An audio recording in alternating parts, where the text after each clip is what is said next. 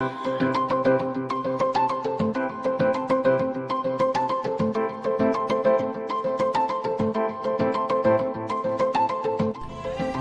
is Rare Media. To whom it concerns, welcome to the panel.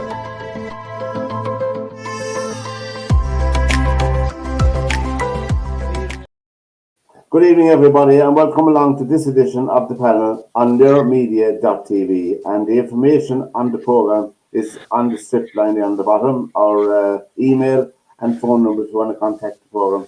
Feel free to do so. All our programmes, including this one, will be up on our YouTube channel, which is raremedia.tv.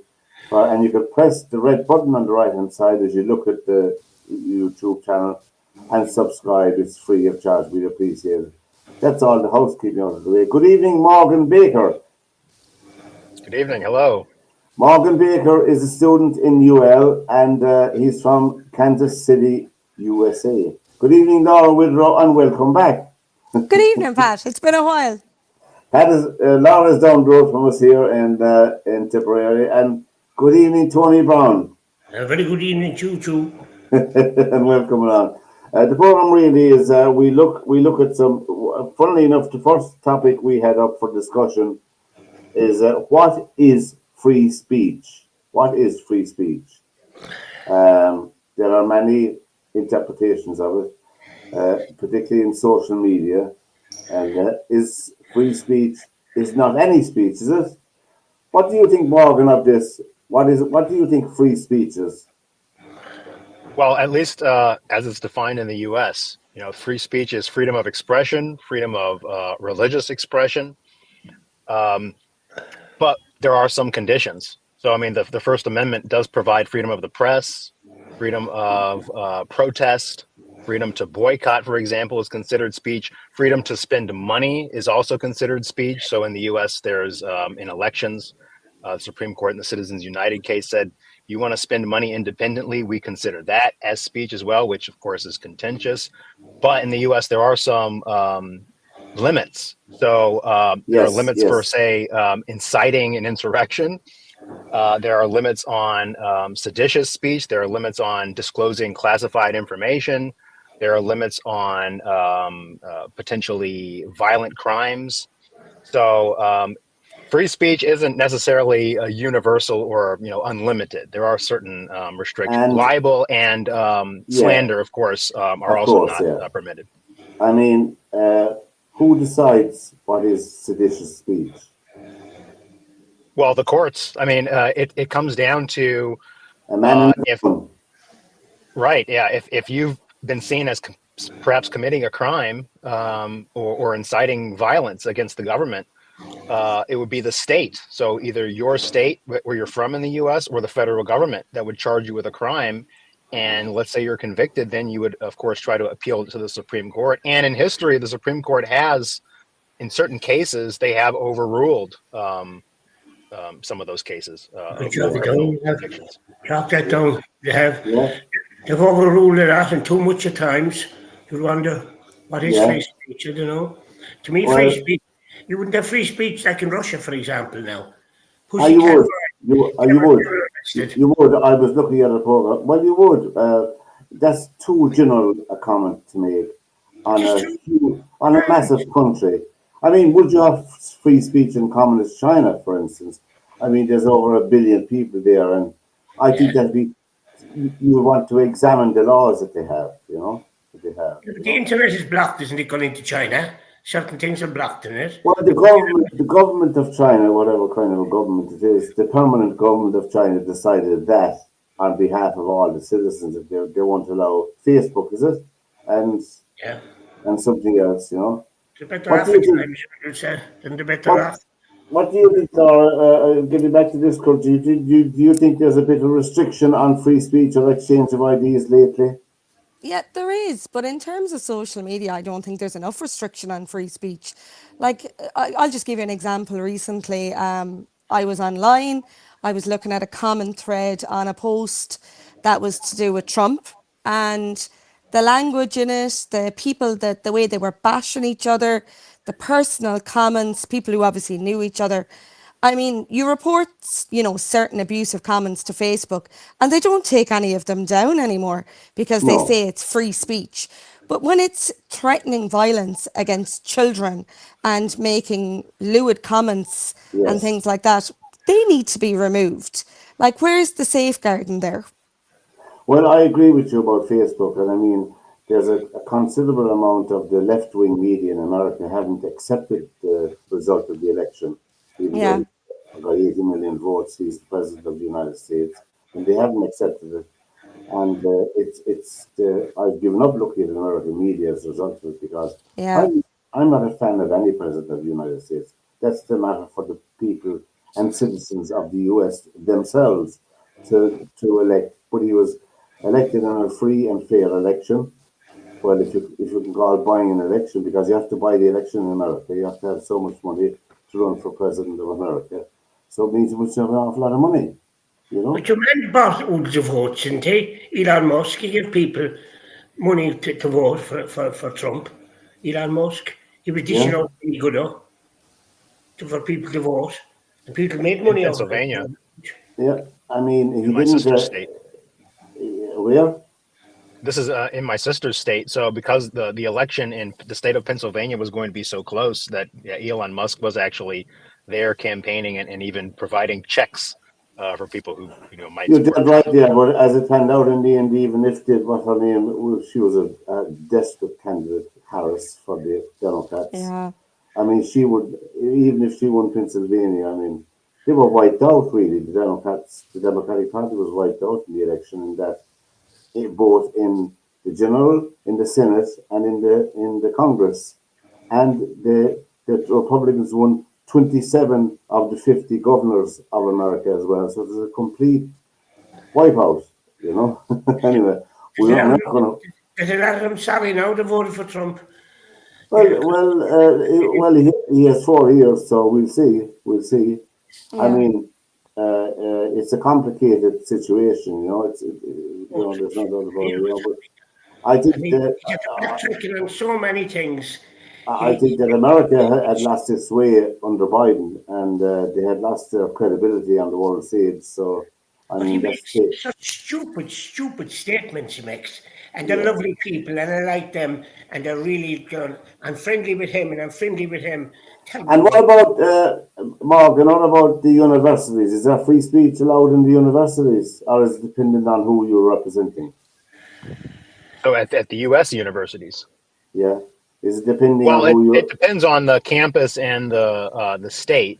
So, for example, some universities are now prohibiting, say, pro-Palestine, protests or anti-Israel protests. I think Columbia has sort of clamped down. So, yeah, I mean, the question is, will the students who have been punished file lawsuits? And I think they have. And will the courts overrule these restrictions at the universities in favor of the First Amendment, sort of in favor of a broad power or right for the people to protest against things? So Of I think course, that still remains to be seen. yeah. It depends on what kind of situation the students are in America under. Are they under a green card? Are they under a visa? And there are certain restrictions if you're depending on what your status is in the United States, and there are certain responsibilities that you have as well in a country if you're staying there under a visa. So it remains to be seen what happens. But certainly they could not allow the appalling treatment of students that went on freely all last year in America. It was extremely disturbing on this side of the Atlantic when we were looking in, appalling stuff altogether. And the wearing of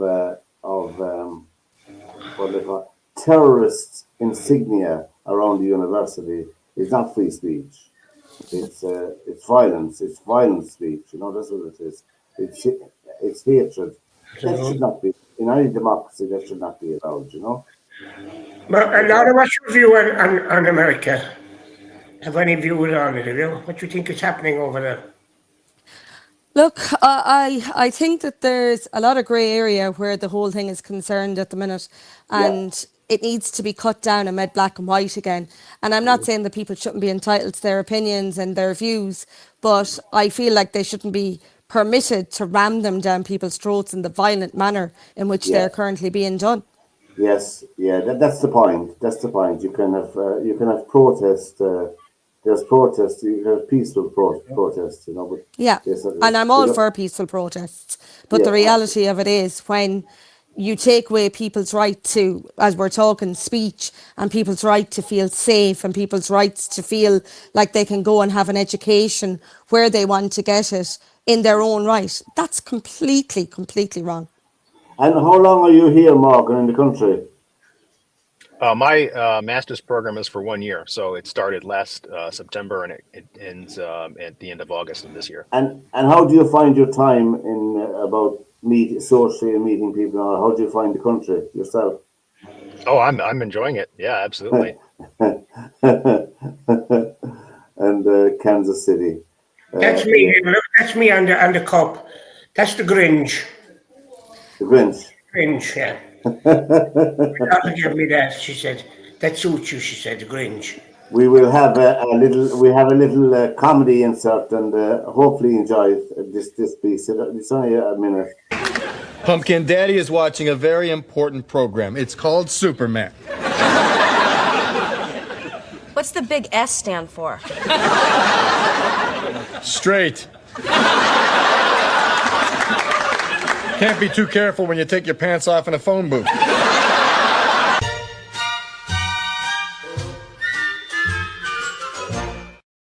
That's the wonderful Al Bundy. I'd say he's a bit dated for you, Morgan, or do you remember that? Oh, no, yep. I definitely remember. He is still not going. I'm a child of the 1980s. Like myself, Morgan, like myself. Well, I when I need to cheer myself up, I dip into some programs of Al Bundy, the shoe salesman. What program is that? I don't even know what program that is. Love and Marriage. Married with Children. Married with Children, yeah. Married with Children, yeah. Oh my, Peg. That was the lyric of the song, yeah. Love yeah, that was it, yeah. I have no interest in it. The only American fella I watch is, and people don't like him, is Curb Your Enthusiasm. Larry Davis. Oh, yeah. He used to do the Sanders show, and Sanders comes up in his programs, Oh, Curb Your Enthusiasm. Oh, he's very funny. And the situations he gets into, But anyway, that's the only thing I like. Other than that, I had much time for stupid comedy programs now. You're with Tony, Laura, Morgan, and myself here on the panel on every Thursday night, and you catch us all on our YouTube channel, lairmedia.tv, for your friends. And there's been a controversy recently in this country on the Children's Health Ireland. Children's Health Ireland, for one, is another branch of the HSE, which is our health system here in Ireland. Children's Health Ireland is tasked with what it says in the tin, looking after the health of our children. And as we know, we're building one of the most expensive children's hospitals in the whole world.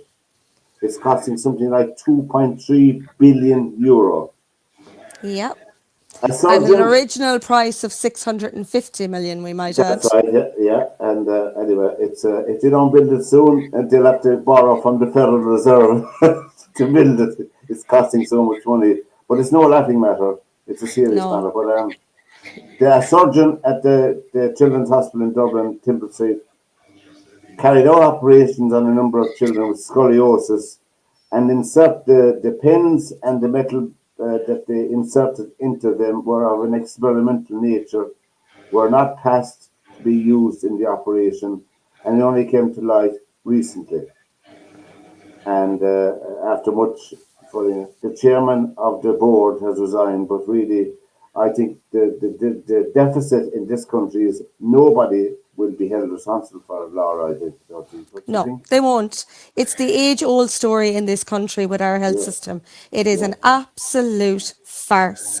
The waiting lists are diabolical, the quality of care is even worse, and the accountability is basically zero. He may have resigned. He should have been fired, but he gets to resign with his pension and his reputation, so to speak, intact. And he walks away scot-free while everybody else is picking up the pieces. Yeah, that's true. Hold on a minute now, Laura. You're a good man down your way. What about Mr. Lowry? What about him? Yeah, I didn't go out and canvass and vote for Mr. Larry. That's all I'll say. oh, well, I hope not. Because, I mean, the man, as Stuart Micheál is kind of moving away from it now. He said he shouldn't even been in it all. He No. should have resigned his seat. And now he's moving away from it as if he never said it. You know, a very, very short memory some people have. Oh, I look, remember, that whole debacle in the Dáil with the speaking rights and still forming part of the government. For me, you can't have your cake and eat it. You're either one or the other. he seems to be doing all right now, you know. Yeah, doesn't it? Is that the way Anyway, to do I it? canvassed here for a local man, Jim Ryan. He is a town councillor, and I would like to think when the next election comes around that people will be mindful of the fact that they didn't go out and vote for him and in enough numbers this time, and that they will the next time. He was very close, to be fair, and for a Yeah, first independent runner in an yeah. I election, he heard. did very well. You're right. I heard them being interviewed on Tip FM, and Yeah. he was He's a an fantastic man. He's brilliant for this town, and he yeah. has the drive and ambition to get this town up and running again. And that's I what we know. need. I know what it's like because I ran myself in the local elections here Correct. Yeah, I knew in you did, Shannon, Pat. and I was against the big machines of Fianna Fáil and Fine Gael. So anyway, it was an experience. You know, it was an I'm sure it experience. was. Well, it was a sobering experience and one to not get elected, but at least you put your name up in the poster, and I got to know a lot more people. I got to know a lot more liars as well. They said they'd vote for me, but they didn't. But that's a learning curve, I suppose. That's it. Do you notice, Morgan, that the Irish people talk a lot about the weather? Did you notice that? That's right. Yes. Well, it changes a lot more than certainly back in Kansas. Yeah, It's a that's daily. right. You get a lot of sunshine, don't you? In We get a Kansas. lot of sun in the summer, but also in the winter. We get the extreme heat and extreme cold, tornadoes and blizzards. Wasn't that opening scene in The Wizard of Oz in Kansas, wasn't it? The farm, That's right. Yeah. Kansas. Kansas, Yeah, all those years ago. I was just thinking of it. Yeah. Judy Yeah. Garvin. Tell me this. Who's that? Who come in there? Look in the middle. Who's that? That's for later on in the program. What was it? Anyway, she. What was I going to ask you? We don't get extremes in this country of anything really. We have a good. I like the Irish climate. We have a temperate Then we climate get all rain. year round. Yeah. And Limerick is different from the rest of Ireland, would you believe? We never get snow. I hate snow with all my heart. And I don't ever want to see snow as long as I live. But we don't get snow in Limerick. It snows, but it doesn't stay. It's gone in a matter of hours. It only snowed in my lifetime about 3 times that it stayed for about a week or that. But other than that, Yeah. we're lucky. We don't get snow. So no ice on the streets or anything like that. No, it's gone. Very seldom. We might get a half a dozen days in the whole year when the conditions for driving there'd be ice on the roads, but other than that, we don't have tires for ice. You change your tires in your car for ice. We don't sell. We only have tires for potholes, eh? Yeah, we have tires for potholes. Yeah, tractors. I did notice coming back from Dublin on one of the buses that at night sometimes it will get really foggy. Yeah. We don't get the type of fog in the Midwest that you get here. Oh, you would, yeah. You get a lot of fog in Ireland because of there's marshes and bogs as well. And your river you always get fog. Coming down to Offaly and the places like that, which is all bogland really, and all that coming down there. But when you come into the Golden Vale of Cork and Tipperary, decent land, you don't get fog there anymore. Good land. Did you see the match last Sunday, Laura? I was at the match. Oh, I did. I had tickets, but I sacrificed them for my younger sister because, she's 19. Oh, sorry, she's 20 now. She's 20 since a couple of weeks ago. And sure, they're able for the terrace and the hills and the drinking sessions, and I'm just too old for them now, Pat. Well, I've never been to a match in my life of any shape, form. There's no interest in sport. The number one sport in America would be baseball. Would it be, Morgan? Oh no, it'd be NFL, American football. Oh, okay. Oh yeah, American football for sure. And followed by probably baseball and basketball. Baseball used to be. I would say now probably it's NFL, college football, American football. and then probably basketball. So yeah, it would be NBA and college basketball. Yeah, there was a friend of mine. He does a sports podcast with me on a Monday night. He lives over in Seattle. He's originally from Limerick, and he was telling me that the college basketball is huge. There's huge money in it as well. Oh yeah. I can't get my head around it. Goodness me. They just started paying, allowing for players to earn money now. Yeah, for their image. They're legal adults, but only in the last couple of years are they now allowed to do advertisements and actually make money on their own. Before it was completely banned. Goodness me. What puzzles me about basketball, Morgan, is why is the basket up so high? Why isn't it on the ground? Because I know a guy, he's only 3'2". That's a prejudice that he can't play. He should bring a case to the European Court. That's unfair. Because they could lift him up with the ball. But they're looking for giraffes here, about 7'2", to get up the ball in. I mean, that's crazy. He's only 3'2". He'd make a good scrum half. He'd slip through the gaps. He would, yeah. But why would you? It's fascinating. I've seen a lot of tall people here. I'm surprised. Ireland probably could have a really good basketball team. Well, the average height of the Irishman is 5'9". Okay. And the average height of an Irish woman is 5'2". Lara's more than 5'2", are you? 5'3", slightly above average. I'm saying the average height. I don't know what the thing is in the United States. But certainly there's women, Irish women. Careful. Irish women there's only one woman here, I know that. We're not going to gang up in here. Irish women would prefer to marry Irish men, believe it or not. Well, Irish women are good wrestlers, aren't they? Yeah. An Irishman first. For the majority of Irishmen, they're looking for a good, wealthy wife. Really, I think they're just out for themselves. How romantic is an Irish bachelor? Well, I wouldn't say. Those that we have are very smug. Oh, they are, definitely. Well, he could be but... Well, really, I don't think they know enough about women. They don't know how to treat us. They're not as romantic, as the French or the Italians. They haven't got the plausibility of those, but at the same time, they'll do. To a certain extent. They want too much of a good time to settle down. I think they approach a girl much more easily when they've got a drink or two in them. He'd think he's at his best when he have a jar. It gives them a bit of courage. No, I wouldn't say so. They shouldn't have to drink, I don't think, to have this. What I mean, we know our own Irish men, don't we? They're having too much of a good time while they're young. A lot of them out the country could make very good husbands for city girls. They wait till about 28 or 30 to eventually look for a wife. And at that late time, it's a bit late. The countrymen, anyway, they don't want to get married too young. By the time they reach the age where they feel inclined to get married, they're all old and bald. There are, well, I haven't got much experience of them. By the time they want the sense of security, they're too old, and then they complain because they can't get good wives. Well, that was a survey and a vox pop that was done over 50 years ago now. I couldn't hear what you were saying. I couldn't hear it. Yeah. And Morgan thinks they were talking Swahili. No. He's not what they were saying. Yeah, I can hear. I suppose there's different. It depends on what kind of a family unit you grew up in, what kind of lifestyle and how much road frontage there is. I know what you're messing. Exactly, and the long acre. You have a long acre, and you have a cow out the back. You have a cow out the back, and a donkey with him as well.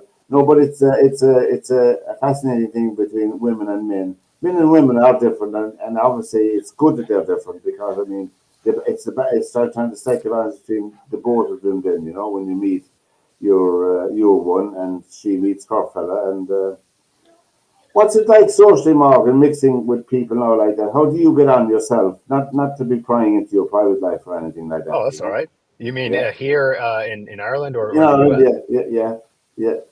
How do you notice the difference between Irish women and American women? We won't tell anyone about it now. Some differences, but also I see a lot more similarities versus I think mainland European women. I see a lot more commonalities between Irish women. They're more vocal, just like American women are. So like I think it's easier to have chats with Irish women because it's similar to like in the U.S. when we're chatting with American women. I think it's slightly different in like Germany or Italy and these places, which is I think kind of what they were commenting on in the videos, sort of like what they expect versus reality. But I see it's a little bit similar, more similar here, like in the United States, at least from my experience. Yeah, that's interesting. All right, yeah. I would be a bit too trite to say that women the world over are the same. I mean, that'd be unfair to women, wouldn't it? I mean, outside of Ireland and the U.S. Yeah, I mean, there is a marked difference between Oriental women and we'd say European women, including ourselves. Oh, the culture. Yeah, the culture is Yeah, very different. Yeah, yeah, I mean, my interactions with people from like East Asia, it's more difficult, I think, having more direct chats. Getting people to open up is more difficult because yeah, Americans we're used to. I think it's true in Ireland and probably the UK and Australia. We're used to just bantering, chatting, and I think getting to know each other more quickly than probably like East Asian cultures. It's like very drawn out and much more slow, and there's more like a traditional cultural process that you have to yeah. go through. I don't And think I could do it. and socializing, I don't think I could wait that long. socializing is different as well. In that, well, I have a son now who's working in Thailand in Bangkok. So I mean, the culture there is totally different. For instance, we were in France last year for a while, and the socializing in France is utterly totally different than Ireland because the only place I think that people socialize, the majority of people socialize is in the pub, which is not a good environment at times, but it can be. But it seems to be the only place where people have a neutral place to socialize, boys and girls and men and women in the pub. But abroad, there's a different culture in that you have places that you can socialize in, which are glorified coffee shops, and they have alcohol as well, the whole up there, So you have a different atmosphere of people, a different mix of people, and you can have a conversation with. That's what I'm trying to go around about, rather than sit in the corner all night, or you have your 11th pint inside in your belly, and then you're Superman. Here I am, girls. Do you have alcohol, Morgan? Do you drink alcohol? Well, not as much as I used to, say 5 or 10 years ago, but yeah. I mean, when you travel to Ireland, you have to have the Guinness. So I never had Guinness. I never had alcohol.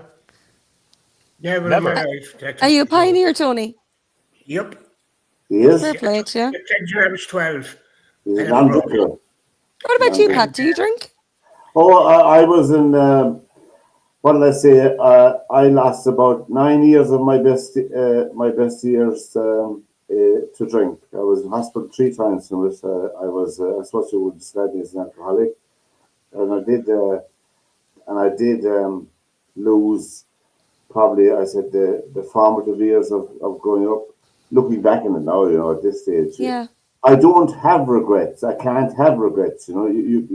It's too late for that, and I don't mean to be triteable, but that's the way it is. And I'm not anti-drink. I'm not anti-social, but I'm just saying that happily none of my children are drinkers, so they probably heard about the excesses of their dad through their uncles and all, so they probably put the brakes on. But I mean, it's something in this culture in Ireland where alcoholism does affect and does destroy families, and there's no doubt about it. Yeah, there's very few families that wouldn't be untouched by it. Absolutely, and so I played in pubs 4 and 5 nights a week. I played music, and you could have had free drink. You get the odd free drink. It never bothered me. I give it to somebody. Tony was a drummer, and most of the people that most of the pub owners were all hungry individuals anyway. Now and again they might give you a drink, and I take it for spite, and I give it to somebody else. But no, I never interested me now to have alcohol. What kind of music did you play, Tony? everything and anything. If you couldn't do it, you can come up and do it yourself. Any old country stuff, old country stuff. We'll play a song for Laura now.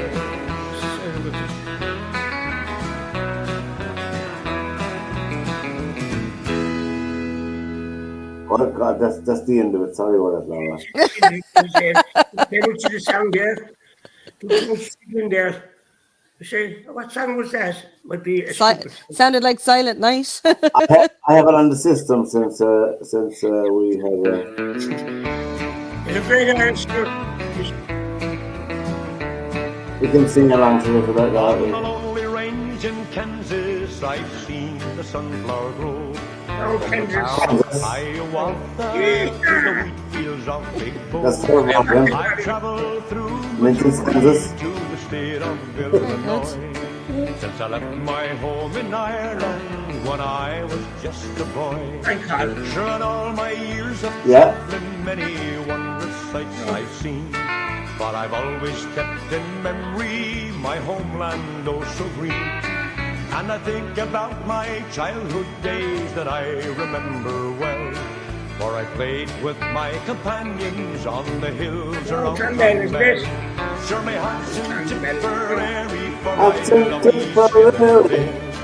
From the famous Galtee Mountains to the lovely Golden Bay. And tomorrow I'll be on my way to see the love so well. For I played with my companions on the hills around Clonmel.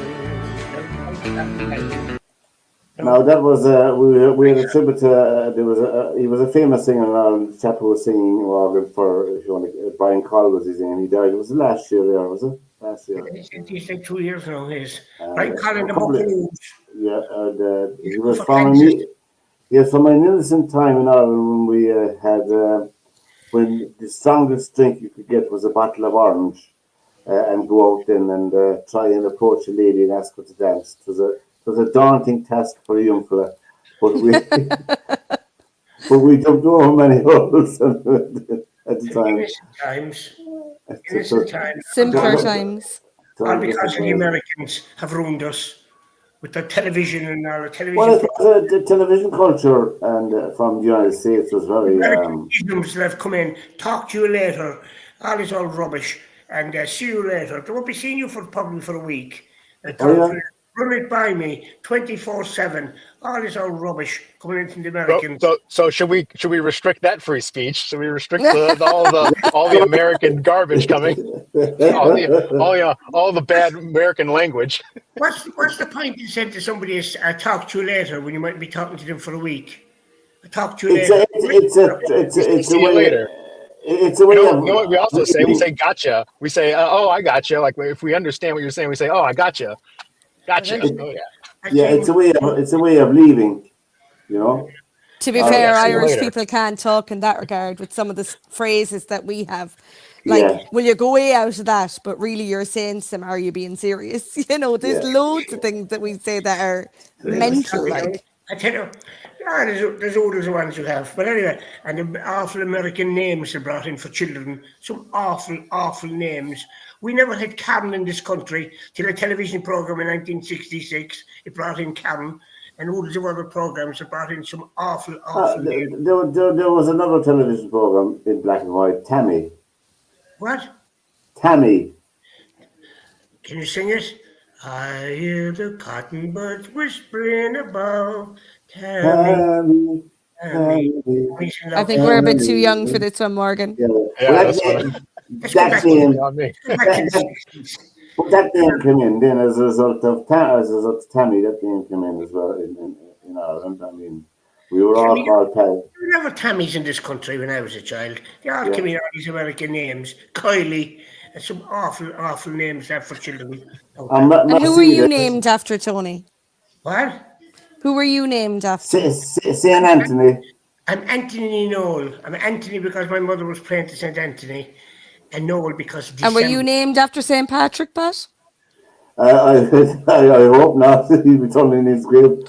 Patrick Joseph Gerard Barry. That's my name. I had the cross. I had to carry that cross, and I still carry the cross of being named Patrick, and I said, if I ever have the opportunity to have a wife and I'm lucky enough to have children, or even a dog or a cat, I wouldn't call them Patrick. Definitely not. I detest the name with every fibre of my being. Now, that's out in the open. Lovely name, Patrick. Well, I was never called Patrick or Pat. I was called Patine. The name, and I said, if I ever have kids, I'll give them a name where it cannot be shortened. Like, my son is Evan, my daughter is Emma, and my other son is Mark. So 3 short names. Great. You wouldn't pull a Johnny Cash and name him Sue? How do you do? After Queen Maeve. Well, Daddy left home when I was 3. He didn't leave much to on me, except this old guitar and an empty bottle of brew. That was a great song. You know that it's in Irish mythology about Queen Maeve. She could urinate further than any man. Yeah. Anyway, that's a story for another day. And now, you were talking about small men a while ago, Tony. There was a well-known comedian in Ireland. He's considered the father of stand-up comedy. Dave Allen. He was one of is his name, and I knew Dave Allen myself. You never know who Dave Allen. The two of them weren't the clue, Dave Allen.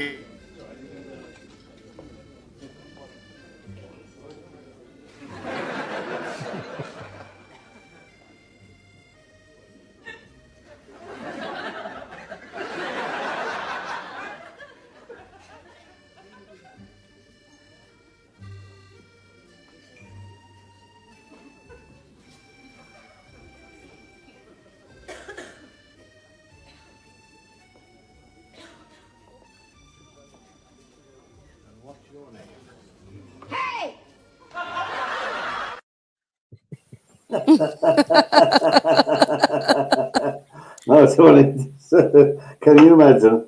That was for Tony when you speak about small men, but I mean, he was a well-known comic and he perfected the art of stand-up comedy. He did his own television series, Dave Allen, in the BBC in the 1970s. If people are into that kind of thing. 1960s.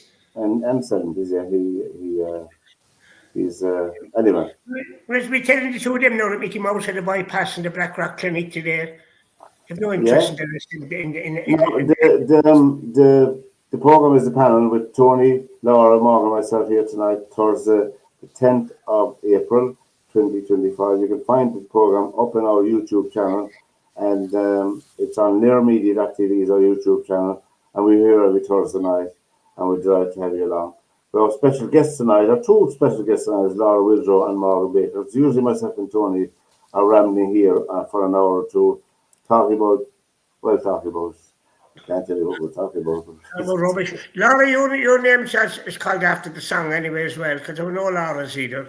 No, incorrect. I was named after Laura Ingalls on Little House on the Prairie.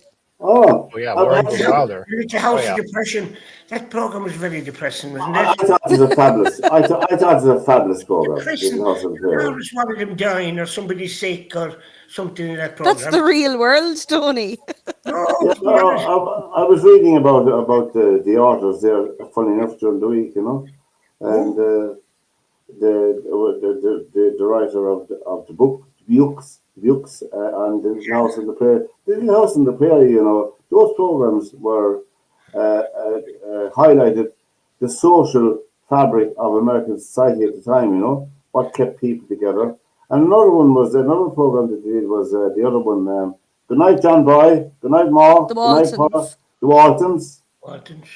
That was a very, very good program, And I think I might be showing my age there now. No, they did. They were very good programs and very well put together. And of course, the nice start, the eldest start on this. I can't think of her name now, on the Waltons. As soon as the series was finished, she went away and she did a centerfold for Playboy. Good. Did you get the copy? Have you the magazine at home? You can bring along the magazine the next night to us. I only heard. No, seriously, I remember hearing that before. About her. She was the assistant on this. Anyway. We have a competition here every year. I know you know it, Morgan, in Europe called the Eurovision Song Contest, which will be coming on very soon, and it's very, very popular. it began back in the 1950s, and it's amazing that it lasted this long. Ireland has won the competition 7 times. 7, The first time we won it was in 1970, you know. But one of the songs that won it for us one year is considered to be one of the best songs ever in Eurovision. Chicken Wells fella.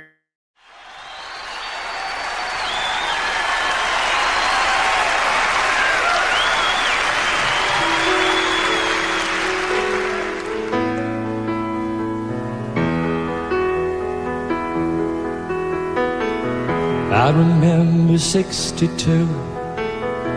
I was 16 and so were you, and we lived next door on the avenue. Jerry Lee was big and Elvis too. Blue jeans and blue suede shoes, and we never knew what life held in store. We just wanted to rock and roll forevermore. We were the rock and roll kids. Rock and roll was all we did, and listening to those songs on the radio. I was yours and you were mine, but that was once upon a time. Now we never seem to rock and roll anymore. Now Johnny's in love with the girl next door. Mary's down at the record store. They don't want to be around us no more. Golden oldies, but we hardly speak.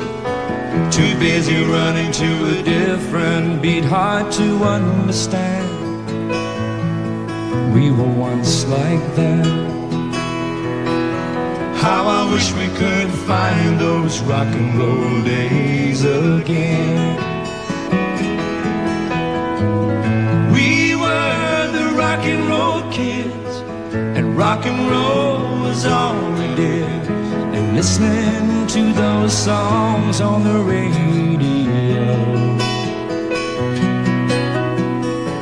I was yours and you were mine, but that was once upon a time. Now we never seem to rock and roll anymore.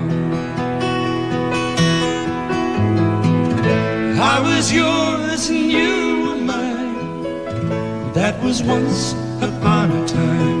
Now we never seem to rock and roll.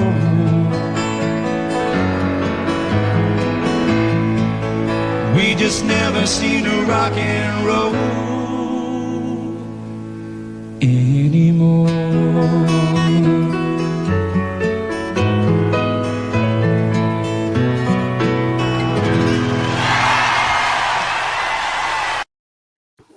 Paul Harrington on the piano and Charlie McGettigan on the guitar, and written lyrics and music by Brendan Graham. That won the Eurovision Song Contest in 1994. My goodness me, over 30 years ago.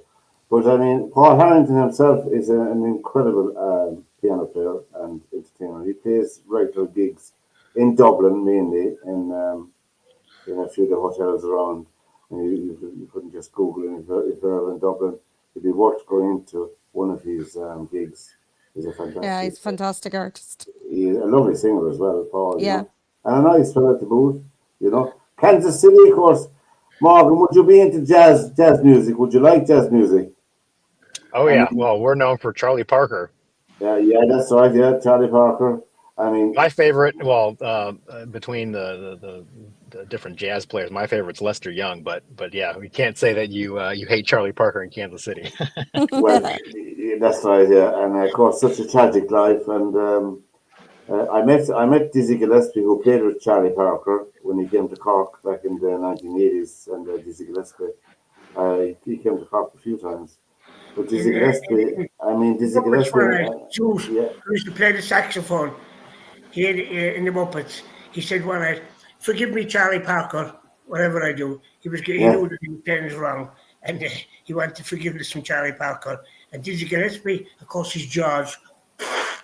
The muscles got very thick from all the. Put him up with the clothesline usage over the year, but he's with Charlie Parker, and they tried so many times to get him. Of course, what happened to Charlie Parker, if people don't know the story about Charlie Parker, became a chronic drug addict, but he was in a serious car crash, and he was taken into hospital, and he was in a coma, and he got addicted to morphine initially. His system was overloaded with morphine to work on him and to help him. And he got addicted to morphine. Of course, that led on to every kind of a drug you could know, But he was such a genius musician. And he was Birdland, famous Birdland, Charlie Bird, and they were part of the bebop movement in 70s. And one of my favorites, Thelonious Monk, another, fantastic. And what's his name on the upright? Was Charlie Mingus, another giant of jazz. What about Elton John? Poor Elton, I was reading about poor Elton John is losing his sight. Poor Elton John. He's not poor anymore. He's going blind. He's going blind at the moment. He's not poor. He's nearly 80 years of age now at the moment, No, and all his money won't buy him his eyesight back. No, it won't, no. He's gone as fat as a fool. There's the size of him. Marvellous. Listen, Lara, Joe, I have to go out to work in a few minutes now, and I have to fix 3 costumes for the show for tomorrow. Tony is a tailor. I make costumes for shows. What's the show for? It's a children's show. Well, she has, as they say in Limerick, she has rehearsals. It's a children's show, a dancing school called Spotlight Stage School. I know it, because I do musicals myself, Tony, so... Yeah, there's a crowd from I shouldn't say crowd. There's people. Laura was singing last week, lads. We didn't get out to see her. We just sold out. We couldn't get a ticket, Laura, so we wouldn't go, Where was this? Well, it was sold out. We sold out all our shows. So I know. We wanted to surprise you, but then we couldn't. And I was in the Hot Mikado in Thurles Musical Society last week. The Hot Mikado. Society, yeah. What was the show? What you said it was? The Hot Mikado. Oh, yeah. The Mikado, just to call it in Limerick years ago. Would that be loosely based on the Mikado? Yeah. Musical? Yeah. Yeah. To Mikado. I forgot that they have a good musical society. That's going a long time now. Oh, it is. It is well known. 70 years. It's well known, but it's well known, There's one in Limerick now that's kind of gone, as of late, you wouldn't hear much about it. There were the Sicilians. And they were going for years and years. I remember the Sicilians, yeah. They've kind of gone to ground a lot lately. There isn't much about them. But you might just be on Limerick 95 late at night. He was always playing music in the Sicilians. Oh. He was into rugby as well. He's a commentator. I forget his name now. He was on a Sunday night from 10 o'clock to 12. Anyway, his name's gone away. Anyway, but the Sicilians are kind of gone to go. Oh, that show that I do, it's, there's 2 girls run this Spotlight Stage School. They have about 300 children in it. Yeah, because they do, groups of them have done panto with the Limerick Panto Society the last few years. Right, because I've made costumes for them as well. Yeah. And I'm doing stuff now at the moment, and she wants 3 jackets fixed for tomorrow. And have you my tutu ready? What? Your tutu? You look nice now. You look nice in a tutu now, but like that, she has out stuff. I went to see Greece now in Shannon a few years ago, and I saw the costumes. I said, they're mine. I made those, She had out to a group in Shannon who were doing Greece, and I made these floaty stuff. The Shannon Musical Society, they won quite a few awards as well, and they put on a terrific show. Yeah, they're a great organisation. They put on a terrific show every year, and it's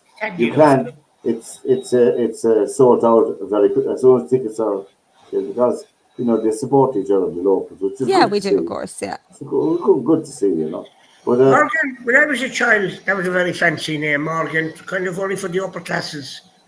They were the only people. Morgan, the first Morgan I came across, of course, was Morgan Earp, one of the Earp brothers. Oh, right, yeah. Morgan Earp, Wyatt Or Earp. Morgan Le Fay. Yeah. Or Morgan Freeman. Morgan Freeman. I don't think it's a Catholic name anyway. You know, it's a surname. I think it's usually a Welsh surname. Yeah, but that was the second option that my parents went with. I was it was going to be Morgan, or I think the first one they were considering was Maximilian. Maximilian. Maxie. I have a grandson called Max, and I said, I hope you called after Maximilian Kobe. I don't know, but you wonder, you know. Maximilian the Great. Maximilian. Wasn't Maximilian the Pope, is it? I can't remember now. Maximilian. What about him? Was he an emperor or a king or something? No, just famous in Polish, Maximilian Kobe. Kobe, was, yeah. Just pray to him. It's like St. John of the Cross. Was he a martyr? Was he a martyr for his faith or something? You know, I could be martyred now, not for my faith. I could be martyred. I've got the 3 jackets ready for tomorrow. She'll martyr me. Of course, in college at the moment, they're coming up to the Easter break, are they? Who? Morgan, are they coming up to a holiday period? Yeah. Next week. Money for all draw. So next Monday through, I think, the 22nd. All right. That's a nice break, yeah. It's a nice break. Anyway, before we finish up, we've only a few more minutes left. What are we going to do about Trump anyway, Morgan? He's got a couple more years here. It's very early on. And his tariffs, he's after backtracking and all the tariffs. It'll never happen. For now. No. He's already pissed off Dave Portnoy. You know, a lot of these podcasters and people who are generally seen as more conservative. Joe Rogan, in fact, has criticized them recently, and they have huge fan bases of much younger. Well, he went on. Donald Trump went on the Joe Rogan podcast during the election, as you know himself. And here in Clare, where I live, they have a hotel up in Doonbeg, a golf course. Donald Trump, and he's often around. His sons are around a lot of the time here up toward Clare. So we described him as the West Clare businessman in the White House. He's not a politician. He's not a politician anyway. That's well known, you know. Well, the problem with American politics is that the Democratic Party is in utter disarray. I couldn't care less what. And the electoral system. I mean, what people don't focus on is the flaws and the weaknesses in the system. I mean, people have lost confidence in the institutions, but it predates Trump. You know, it predates many of the recent presidents here. It's going back a good bit. It's going back a good bit. You know, 8 years of Bill Clinton with the rock set in, and 8 years of Obama. Even that time he was supposed to have been shot. I'm convinced that was a setup because your man was never charged. Who? Never about it. There's nothing wrong with him. If he shot him in the side of the head, surely there'd be something there. You know, I think the whole thing was a setup to get him voted. Well, good plastic surgeon will fix that in 24 hours. You know. I think Trump needs more than a good plastic surgeon. Be the Lord. He will. The problem with any president in America is in my opinion, is what's the word I'm looking for, is the cabinet or the people they have around them to do the specific functions of government.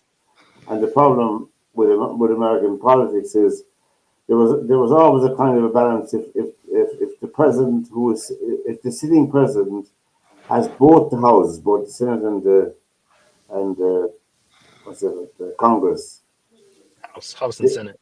The House and Senate, they can literally pass any legislation they like, you know. There isn't enough checks and balances in the system, in my opinion. You know? Yeah. Not enough. No, that is true. And I mean, he got the back to the stock exchange was good when he first announced he was going to do this, but then today it has flopped again. It's gone right down again today. Yeah, very poor today. Yeah. But the stock exchange is an illusion. It's like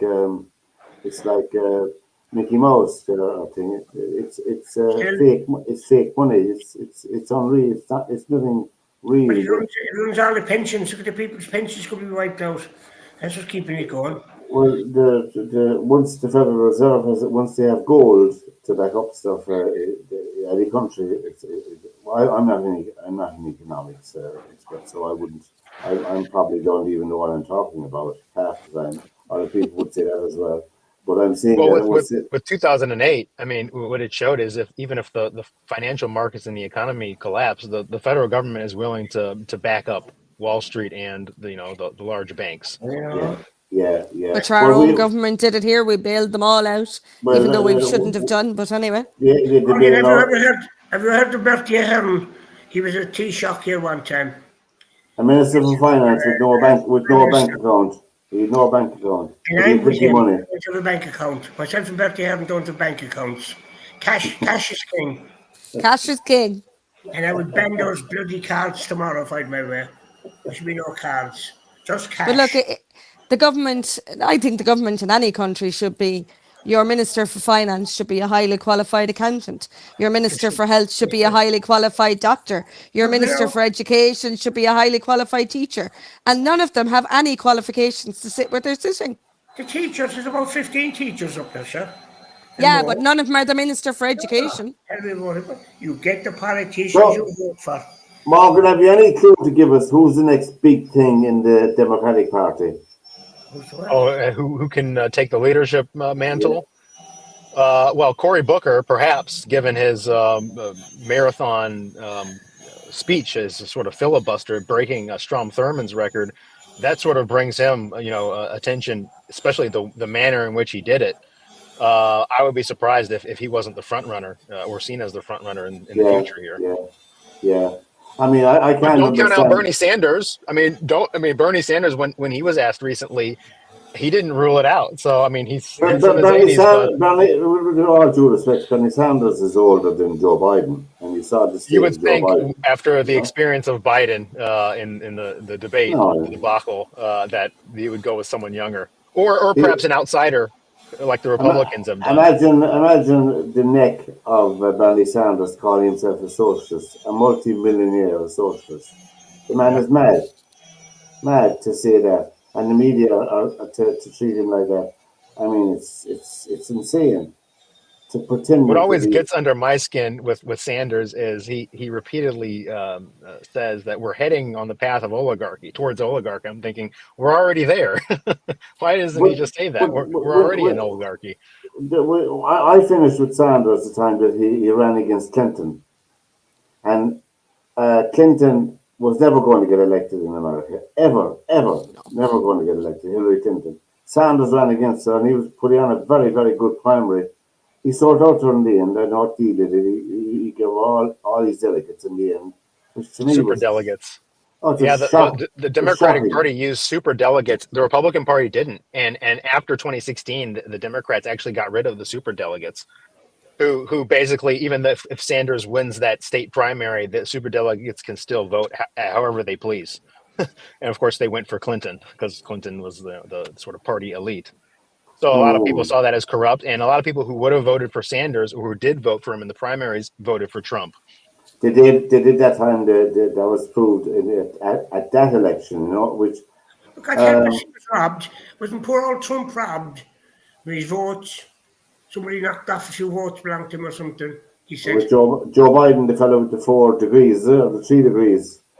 Joe Biden said, "I got 3 degrees." I thought he was talking about the group first. You remember the 3? Yeah. Remember the 3 degrees? Yeah. I graduated first in my class, but he was down at the bottom. Anyway, we won't fight an American election here tonight, anyway, Morgan. No. We have the highest regard for America. I've never been in the country, but I'm threatening to go sometime this year, But if you like barbecue, then come to Kansas City. We're known as the barbecue capital of the world, self-proclaimed barbecue capital of the world. It sounds like Morgan is inviting us all for a barbecue, lads. Yeah, my brother. Oh, absolutely. My brother worked in the oil rigs in South Africa with a guy from Kansas City, and he was over in Kansas, maybe 10, 15 years ago now, But he couldn't get over the relaxed nature of the place where people didn't lock their front doors. Out in the countryside now he wasn't in the city, he was out in the rural part of Kansas City, He said it was an experience that he thoroughly enjoyed anyway, and the people were just fantastic, so welcoming, very positive. I always tell people that Kansas City, our metro is about 2 million people, but it's as if you took a whole bunch of small towns and grouped them all together. So it's still got a very sort of small town vibe and culture. Well, we'll eat your apple pie anyway. If we go over there, you know, you needn't worry about that. You know, we'll eat plenty apple pie. Kansas City's too far away. I've no desire to go there. I was invited out to San Antonio about 5 years ago for the 175 years since the Alamo. And I looked at the map and I said, it's too far. Couldn't be bothered. You know, I'd have to fly all the way to Dallas and then... The biggest state of the Union, Texas, isn't it? The biggest state of the Union, Texas. Alaska in terms of territory, but yeah, Texas would be up there. And there's nobody living in Alaska, is there? Yeah. Grizzly bears. I'm only joking. Good-looking one. What's her name? Do you remember she ran the vice president? Sarah Palin. Oh, Sarah Palin, yeah. Yeah, she was good-looking. She was from Alaska. She was governor of Alaska. You know, at the time. So you fancied her, Tony, did you? Well, she's better than some of them. And Melanie, the way Melanie Trump's wife dresses, she's fabulous. She's somebody dressing her anyway, obviously. Well, she was a model before she went in. She was a model. She worked in the fashion industry anyway, you know. I know they're good jackets. Where did you get the name Witherow, Laura? Where did that name come from? It's apparently from the Highlands of Scotland, so there's a bit of Celt to me, one way or another. I'll have to check in that after now. Oh, God.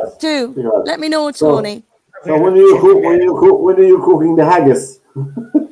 Oh, not a big fan of haggis actually. I've had it once and it wasn't for me. Disgusting. It is haggis. Ever seen that haggis, Morgan? What it is? I've seen it. I haven't tried it. Yeah, don't do it to yourself. It's a pig's batter. No, I wouldn't touch haggis. We have something similar in the Midwest, especially in Texas, in the South. They call it chitlins. What you call it? They call it chitlins. What's that? What is it? Was that the food that served? Was that the food that served in the film? And they stuff it, but if you don't clean it out properly, then it has a kind of an odor. All right. Yeah. This is one of those other ones that I think I'll pass on. That's a hard pass for me. Yeah, goodness me. When you cook food, don't have anything moving on the plate. Just make sure the food is fine. No sauces, no gravies. Just leave the food alone. Don't get confused. I eat any vegetable except an onion. I've never touched an onion. I don't think I ever eat food when it was moving on the plate, you know. I don't think I was ever that hungry. Same as that. No sauces, no gravies. Just leave the goddamn food alone. Don't interfere with it.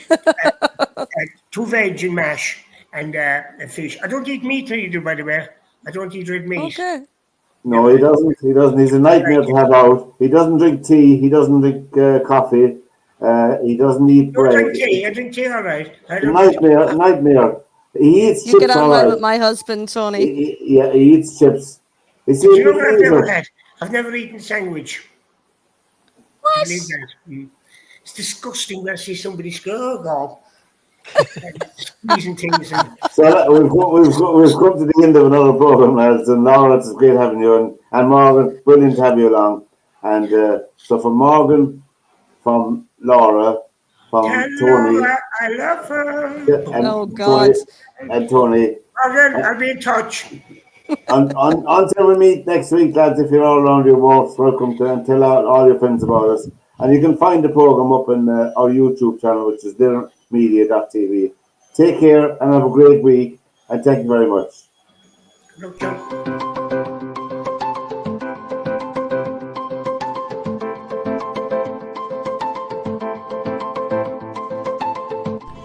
This is Rare Media. To whom it concerns, welcome to the panel.